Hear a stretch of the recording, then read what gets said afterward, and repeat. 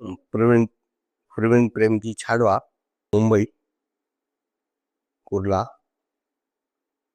હું અહીંયા 15 દિવસ માટે આવ્યો છું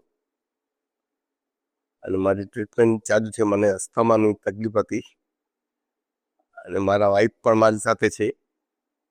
એમને આખા શરીરમાં સોજન હતો અને વધારે પગની અંદર સોજન હતો.